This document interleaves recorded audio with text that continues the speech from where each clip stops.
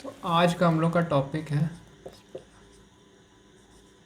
Average speed and instantaneous speed.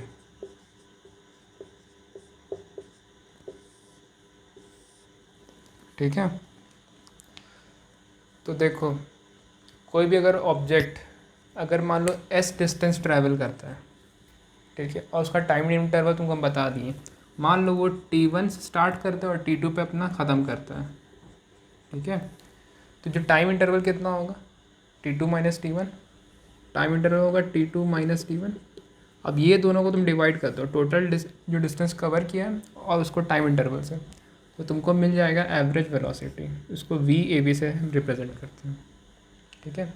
अब ये जो एवरेज वेलोसिटी होता है ये तुम्हारा ओवरऑल रैपिडिटी या तुम लोग कितना ओवरऑल स्पीड था वो बताता है। ये नहीं बताता है कि हर लम्हे पे इसका स्पीड क्या था, वो नहीं बताता है। जैसे मान लो कि जब तुम्हारे क्लास में मान लो किसी टेस्ट हुआ, ठीक है, तो किसी का 100 मार्क्स में किसी का मान लो 50 आया, किसी का 60 आया, किसी का 70 आया, किसी का 80 आया, ठीक है।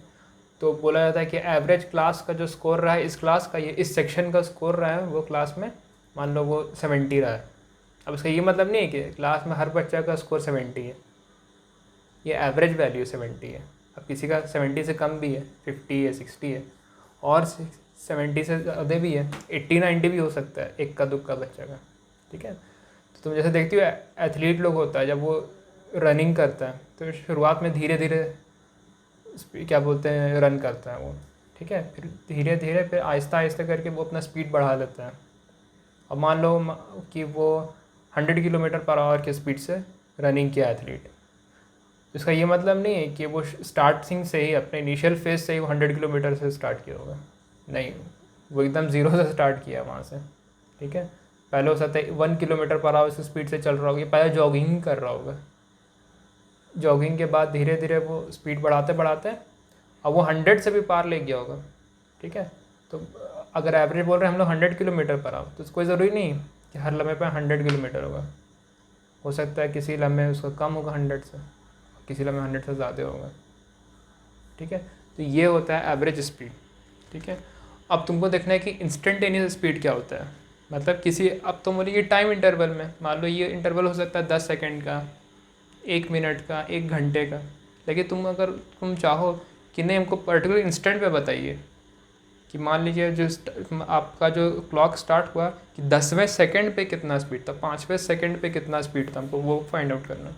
तो इसके लिए जो कॉन्सेप्ट यूज़ होता है वो इंस्टेंटेनियस स्पीड का होता है, ठीक है। कि उसके लिए तुम मानोगी कि मान लो तुम्हारा जो ऑब्जेक्ट है वो डेल्टा एस डिस्टेंस कवर करता है, ठीक है, और वो टाइम स्टार्ट कहाँ से करता है, वो टी से टी प्लस डेल्टा टी तक जाता है, ठीक है। तो तुम बता सकते हो देखें कि टाइम ड्यूरेशन क्या है उसका, टी टाइम पे वो स्टार्ट किया और T plus delta T time तक तुम देख रही हो, उसके आगे भी किया होगा, लेकिन तुम जो मेजर करना चाह रही हो वो यही शॉर्ट इंटरवल तक, ये इंटरवल कितना होगा, वो डेल्टा टी होगा, ठीक है। तो तुम्हारा जो डेल्टा टी जो टाइम इंटरवल है उस दौरान मान लो वो डेल्टा एस डिस्टेंस कवर करता है, ठीक है। तो delta S upon delta T अगर हम कर देंगे, ये क्या है, टाइम इंटरवल है, T2 माइनस T1 को डेल्टा टी लिखे हुए हैं, ठीक है। तो तुमको एवरेज वेलोसिटी मिल जाएगा उस पर्टिकुलर इंटरवल में। वो इंटरवल हो सकता है 0.1 सेकेंड का हो इंटरवल, नहीं इंस्टेंटेनियस नहीं मिलेगा, क्योंकि तुमको चाहिए मान लो t is equal to 5 second पे, ठीक है। और ये जो है ना डेल्टा टी, ये डेल्टा टी क्या है, और t प्लस डेल्टा टी मान लो तुम्हारा है 5.1 सेकेंड, ठीक है। तो यहाँ पे डेल्टा टी कितना होगा, 0.1 सेकेंड, 0.1 सेकेंड होगा ना। तो देखो हम लोग क्या बोलते हैं, टाइम इंटरवल देखते हैं, तो टाइम इंटरवल क्या हुआ, टी से delta T plus delta T गए, तो टाइम इंटरवल तो डेल्टा टी ही हुआ। तो 0.1 सेकेंड में इतना डिस्टेंस ट्रैवल किया डेल्टा एस, तो उसको तो ये दोनों का रेशियो को एवरेज वेलोसिटी, एवरेज स्पीड बोलते हैं, वेलोसिटी नहीं सॉरी, एवरेज स्पीड बोलते हैं। इतना तुमको समझ में आया, अब यहीं से निकालेंगे इंस्टेंटेनियस, ठीक है। ये रेशियो तुमको समझ में आ रहा है? ऐसा है, ठीक है। अगर तुम मान लो कि अगर तुम एक ग्राफ अगर प्लॉट करो, तुम कभी बता दे रहे हैं अभी कि जो एस टी ग्राफ बनता है, ठीक है, असल में ये पैराबोला बनता है, ठीक है। अभी तुम आगे आने वाले सेक्शन तुमको समझ में आ जाए क्यों पैराबोला बनता है, ठीक है। पैराबोला का इक्वेशन क्या होता है? y is equal to X square, ऐसे ही होता है ना। यहाँ पे कुछ कांस्टेंट भी मल्टीप्लाई होता है, ए एक्स स्क्वायर। तो वाई एक्सिस पे हम लोग डिस्टेंस को रखते हैं, और कुछ कांस्टेंट मतलब ए मल्टीप्लाई किया हुआ है, और एक्स एक्सिस पे हम लोग टाइम को रखते हैं। तो S is equal to A T square एक जनरल फार्मूला होता है डिस्टेंस और टाइम का, ठीक है। तो अगर एस टी ग्राफ तुम बनाओगे तो एक पैराबोला मिलेगा, और हम लोग सिर्फ इसी क्वाड्रेंट का बात कर रहे हो, तो कुछ ऐसा पैराबोला तुमको मिलता है, ठीक है। चलो ठीक है, तो मान लो कि जो अगर मान लेते ये हाँ तुम्हारा t1 टाइम है या t टाइम है, ठीक है, और 0.1 सेकेंड तुम आगे गई, टी प्लस डेल्टा टी हो गया, ठीक है।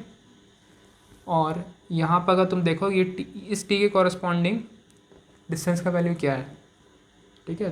तो कनेक्ट कर दो कि डॉटेड लाइन से कहाँ पे इंटरसेक्ट करता है इसको, मान लो ये s है, ठीक है, और t प्लस डेल्टा टी जहाँ पे इंटरसेक्ट करता है या इंटरसेप्ट करता है टाइम डिस्टेंस एक्सिस को, मान लो वो है s प्लस डेल्टा एस, ठीक है। तो तुमको यहाँ पर एक ट्राइंगल दिखेगा, और हम तुमको बड़ा बनाना चाहिए था, उसको हम जो बड़ा बना देते हैं।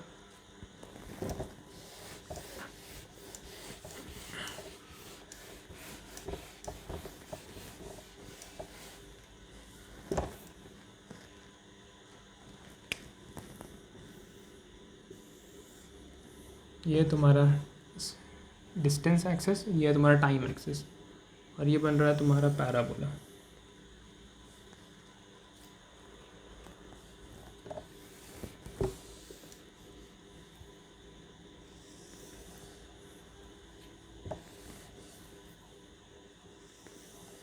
ठीक है। एक मान लेते हैं यहाँ पे टाइम t है, तुम यहाँ पे स्टार्ट की नोट करना, ठीक है। अब पता चला इस टाइम पर जो इसका डिस्टेंस है वो अभी s है, ठीक है, और t प्लस डेल्टा टी तक तुम गई, t प्लस डेल्टा टी तक तुम गई, ठीक है। और इस टाइम पे तुमको पता चला कि इसका जो डिस्टेंस है वो है s प्लस डेल्टा एस, ठीक है। मान लेते हैं ये पॉइंट यहाँ पे इंटरसेक्शन हुआ है, इसको a मान लेते हैं, और इस पॉइंट ऑफ इंटरसेक्शन को हम लोग b मान लेते हैं, ठीक है। तो अब तुम देखना,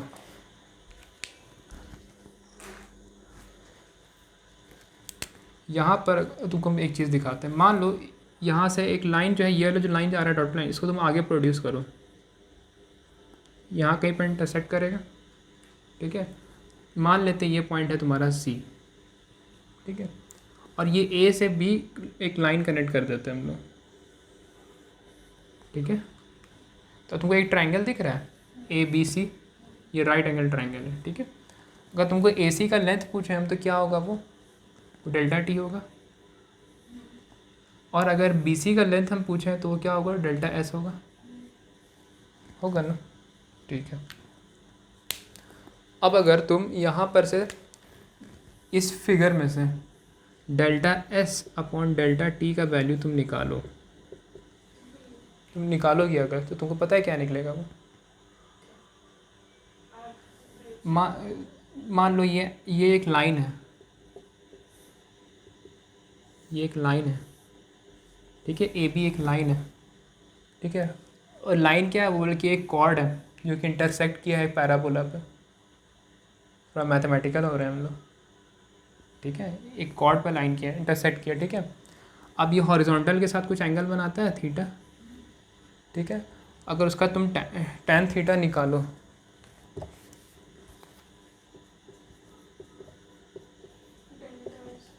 delta S by delta T आएगा,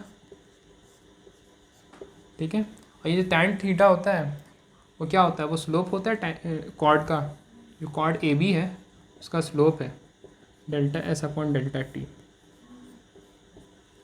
यहाँ तो समझ में आ रहा है। इसका मतलब एवरेज वेलोसिटी जो होता है वो कॉर्ड ए बी का जो स्लोप होगा वो होता है एवरेज वेलोसिटी। अगर एस टी ग्राफ में अगर तुम देखो तो एक ही बात है, ठीक है। और तुमको हम क्या चाहिए था, तुमको हम इंस्टेंटेनियस वेलोसिटी चाहिए, मतलब स्पीड चाहिए था। मतलब तुमको ये मतलब नहीं कि इस ड्यूरेशन में कितना मेरा स्पीड रहा, तुमको पता है कि नहीं इस इंस्टेंट पे जब टाइम मेरा टी था, जब आप नापना स्टार्ट किए थे, मेजर करना टी इंस्टेंट पे, इस टाइम कितना था मेरा स्पीड, इंस्टेंटेनियस स्पीड कितना था वो बताइए। तो वो कैसे बताएंगे, ठीक है। तो तुम देखो हम लोग क्या करेंगे, लिमिट का कॉन्सेप्ट यूज़ करेंगे, ठीक है। हम लिमिट का कॉन्सेप्ट यूज़ करेंगे। अब ये जो तुम्हारे पास रेशियो या फॉर्मूला निकल के आया है, इसमें दोनों साइड लिमिट ले लेंगे, ठीक है। तो यहाँ लिमिट वी एवरेज, इधर भी लिमिट ले लेंगे delta S upon delta T, ठीक है। अब ये देखो डेल्टा टी जो बहुत छोटा नहीं है, 0.1 सेकेंड। तुमको सुनने में लग रहा होगा बहुत छोटा, लेकिन बहुत छोटा नहीं होता। सबसे छोटा अगर तुमको बोलना है बहुत छोटा तो 0.0000001 सेकेंड, ये होता है इनफाइनाइटेसिमली स्मॉल। 0.1 बहुत स्मॉल नहीं होता है, ठीक है। तो अगर तुम डेल्टा टी को तुम ज़ीरो कर दो, मतलब डेल्टा टी ज़ीरो का अप्रोच करें, टेंड्स टू ज़ीरो हो जाए, इसका मतलब ये क्या, ये जो है ये ज़ीरो होने लगेगा, इसका मतलब क्या, ये करीब आने लगेगा, ठीक है। ये करीब आने लगेगा तो ये पॉइंट यहाँ पहुँचने लगेगा, समझे, कॉन्साइड करने लगेगा, एकदम यहाँ पर पहुँच जाएगा एकदम, ठीक है। तो डेल्टा टी जो है मान लो अगर 0.1 है, ठीक है। तो अगर ये ज़ीरो का अप्रोच करने लगे, समझिए, तो इस टाइम इसका वैल्यू जानते हो कितना हो जाएगा, 0.00000 ऐसे ऐसे करके पता नहीं कितना बाद 1 आएगा, बहुत छोटा हो जाएगा, मतलब इस टी के इस पॉइंट से बहुत करीब हो जाएगा, ठीक है। तो ये बहुत करीब हो जाएगा तो तुम देखोगी जैसे मान लो ये यहाँ था, जब धीरे धीरे करके ज़ीरो बनेगा ना, ये जब ये वाला चीज़, जब ये वाला पॉइंट यहाँ पहुँचेगा तो बी पॉइंट यहाँ शिफ्ट हो जाएगा, ठीक है। तो जो स्लोप है इसका ऐसे गिरने लगेगा, ठीक है, ऐसे गिरने लगेगा। उसके बाद जब ये पॉइंट ए के एकदम करीब पहुँच जाएगा तो ये जो कॉर्ड ए बी है ये टेंजेंट बन जाएगा ए पे, मतलब कुछ ऐसा बन जाएगा, ये पॉइंट ए है ना, इस पे ये टेंजेंट बन जाएगा, ठीक है, ये टेंजेंट बन जाएगा, ठीक है, ठीक है, ये टेंजेंट बन जाएगा। अभी इसके बारे में बताएंगे तुमको, ठीक है। अब पहले इधर देख लो। तो ये डेल्टा टी जब बहुत छोटा हो जाएगा तो इसको एक ख़ास तरीके से क्या बोलते हैं, नोटेशन दिया जाता है, जिसको बोला जाता है डेल्टा डी टी, ठीक है। डी टी मतलब होता है बहुत छोटा, और डेल्टा एस भी बहुत छोटा हो जाएगा तब, क्योंकि ये भी तो घटेगा ना, ये एकदम एस के करीब आ जाएगा यहाँ पर, समझो यहाँ पर, तो ये डी एस बन जाएगा, ठीक है।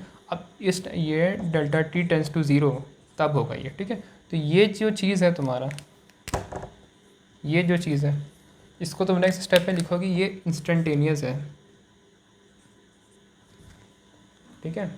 तो इंस्टेंटेनियस स्पीड का फॉर्मूला क्या बन गया, D S by D T, और वो कुछ नहीं है, जैसे यहाँ पर एवरेज स्पीड क्या था, वो कॉर्ड का स्लोप था, उसी तरीके से यहाँ पर जो इंस्टेंटेनियस स्पीड है वो कॉर्ड तो नहीं है इस बार, लेकिन अब वो टेंजेंट बन चुका है, क्योंकि डेल्टा टी इतना छोटा आ चुका है कि टी पे समझो कॉन्साइड कर गया है, किया तो नहीं है, ये बहुत कम गैप है, देख सकती हो 0.0001 का गैप है, समझी।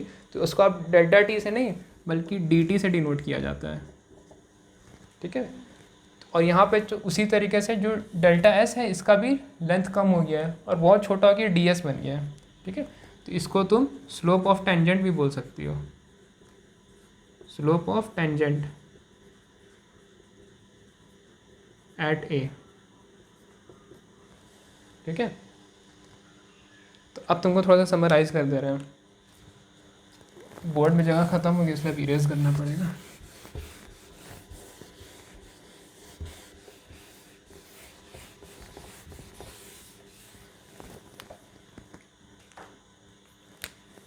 कि अगर इंस्टेंटेनियस स्पीड है इधर और इधर एवरेज स्पीड है,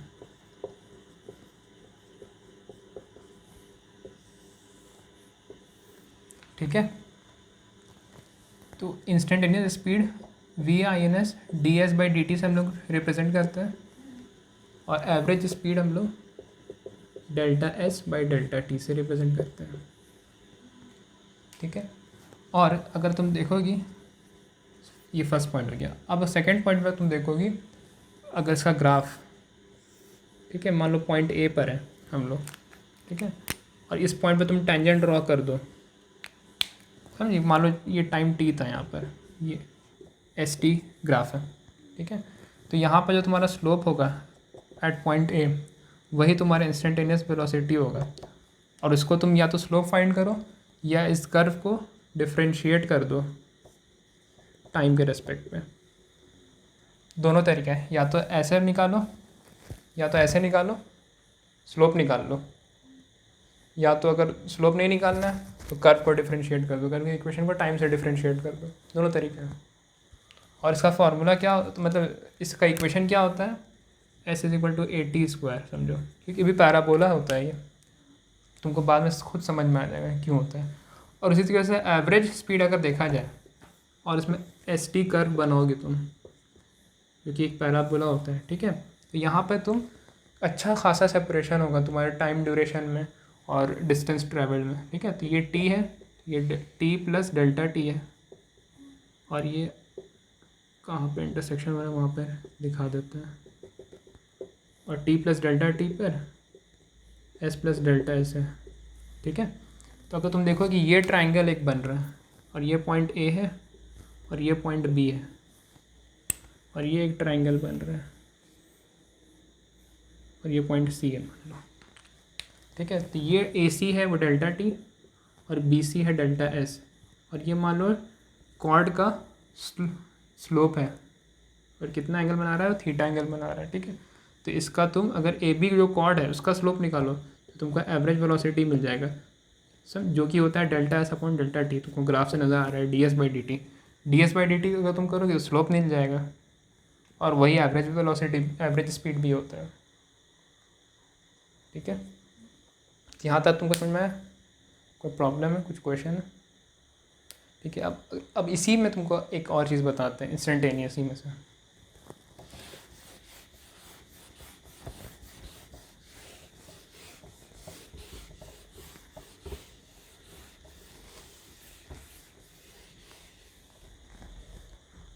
मान लो हम बोले कि इंस्टेंटेनियस वेलोसिटी तुम्हारा v है और छोटे से ड्यूरेशन के लिए वो सफ़र करता है, मतलब ऑब्जेक्ट ट्रैवल करता है छोटे से टाइम ड्यूरेशन के लिए। मान लो वो डेल्टा टी है, टाइम ड्यूरेशन तुम्हारा क्या है, डी टी है, ठीक है।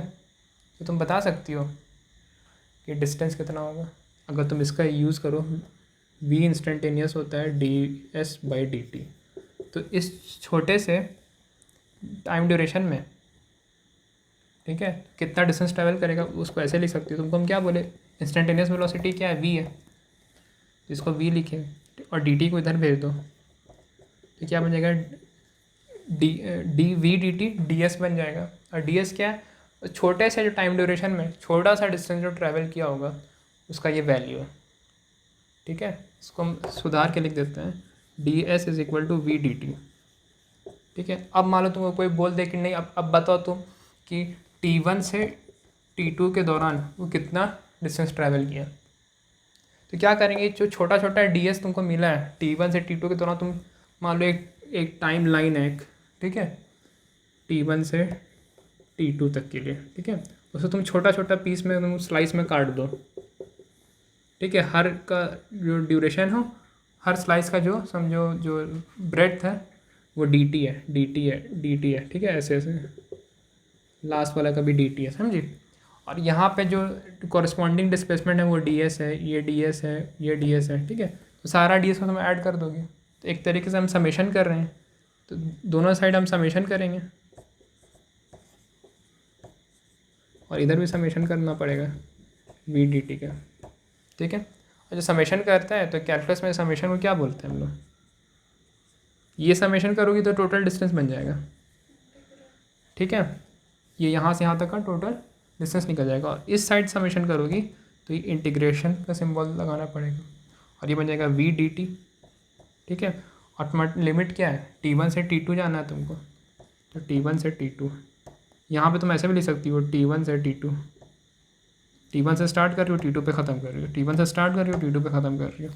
तो तुम्हारा यहाँ से ये भी एक फार्मूला मिल गया तुमको, ठीक है, एक रिलेशन मिल गया तुमको, एक मैथमेटिकल पैटर्न या ऑर्डर जो कैलकुलस से मिल गया तुमको कि टोटल डिस्टेंस अगर तुमको निकालना हुआ जिसका इंस्टेंटेनियस वेलोसिटी v है, फिर से हम बोल रहे कि ये v क्या है, इंस्टेंटेनियस वेलोसिटी है, इसको मद्देनज़र रखो, कंफ्यूज मत करना कि खाली v लिख दिए, INS तो लिखे ही नहीं। अगले बार अगर हम v लिख रहे हैं तो समझ लो इंस्टेंटेनियस है, ठीक है। जब एवरेज लिखना होगा तो AB लिख देंगे नीचे, ठीक है। और छोटा सा टाइम इंटरवल के लिए वो चलता है, और उसे तुम इंटीग्रेट कर दो T1 से T2 पूरे टाइमलाइन के लिए, तो तुमको पूरा डिस्प्लेसमेंट मिल जाएगा, ठीक है। तो जिस तरीके से अभी तुमको हम ST कर्व दिखाए थे, उसी तरीके से VT कर्व भी होता है, ठीक है।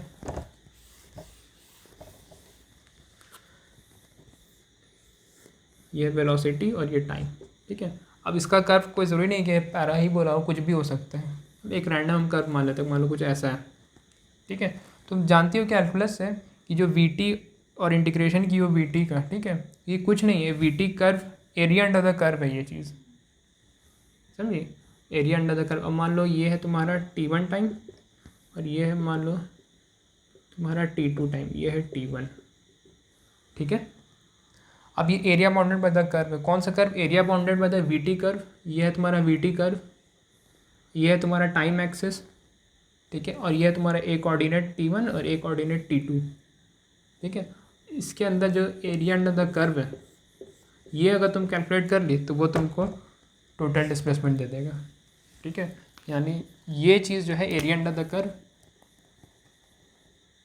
ये तुम्हारा डिस्प्लेसमेंट है, जो कि S है integration of v with respect to time from T1 to T2, जो तुम्हारा ऑर्डिनेट का लिमिट है वही, ठीक है। तो इतना ही था आज के लिए।